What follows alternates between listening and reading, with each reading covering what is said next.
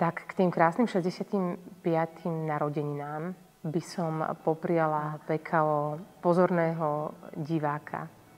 Diváka, ktorý sem bude rád chodiť na všelijaké kultúrne podujatia. A zároveň by som mu popriala, aby tu boli vždy zamestnaní ľudia, ktorí naozaj tú kultúru budú zveľaďovať a ktorým na tej kultúre skutočne záleží. A aj na tejto nádhernej budove vlastne. Čiže myslím si, že keď sa sklbia tieto dve akoby inštancie, tak vtedy bude všetko v poriadku a s touto celou kultúrnou inštitúciou. A hej, no, nech nám všetkým slúži čo najdlhšie a v takomto nádhernom stave. PKO k narodeninám prajem všetko len najlepšie a najvydarenejšie z úprimného srdca.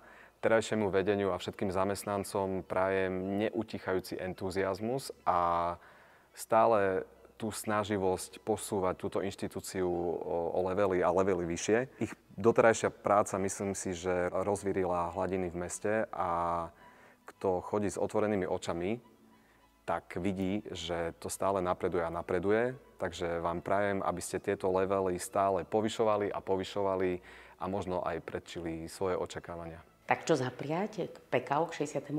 výročiu? Tak keď si to tak uvedomujem, je to už taký slušný senior a asi to, čo najviac bude potrebovať, je kondícia, je zdravie, je vlastne to, aby tie zrekonštruované priestory vydržali čo najdlhšie. Fantastických ľudí, čo verím, že v tomto tíme, ktorý tu momentálne je, má. To znamená otvorenú myseľ, otvorené srdce a zdravie, to je asi najviac. Moje prianie nadčasové siaha až za horizont a veľmi by som si prial, aby pani riaditeľka zajtra ráno po príchode do práce našla na stole kúzelnú paličku, ktorú by mohla použiť len raz v roku. A to vtedy, v ten deň, keď sa schvaľuje mestský rozpočet a kúzlo tej paličky, aby zoštedrilo hlavy mestských poslancov a aby pridali financie PKO na revitalizáciu mestských kultúrnych zariadení a na podporu menšinových žánrov.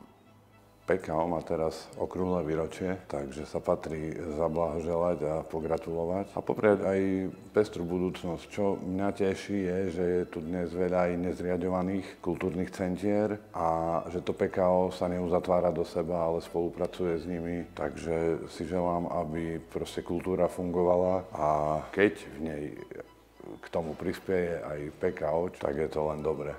Takže všetko najlepšie. Ja by som z hĺbky svojho srdca a duše želal PKO tejto nádhernej sále aj ľuďom, ktorí tu pracovali a pracujú a verím, že budú pracovať v kultúre, aby sa im darilo, aby mali podporu od mesta, od všetkých inštitúcií, ktorí nám im môžu pomôcť, aby naďalej robili pre nás kvalitné koncerty, divadlá, všetko možné, na čo sa dá teraz prísť pozrieť. A moje také tajné, a nie že tajné, však teraz to poviem verejné, želanie je, že z histórie vieme, že táto sála v svojej podstate niekedy v 16. storočí bola súčasťou komplexu, kde bol hostinec, hotel, kde bola koniareň. Čiže v podstate nebolo to ešte vtedy o kultúre. A v dnešnej dobe, keď táto sála je tu široko, ďaleko number one, aby to, čo sa deje momentálne v našej kultúre a ako je deptaná z hora, z najvyšších miest, absolútnou neprofesionalitou, aby sme sa nevrátili v čase, ľudia, majte rozum, aby zase z tejto úžasnej sály raz nebol hostinec a koniareň a kultúra šla preč. Tak to želám PKO, aby ostala top jednička v rámci kultúry a nech sa tu tešíme ešte dlhé 10 ročia z úžasných akcií, ktoré tu budú. Verím.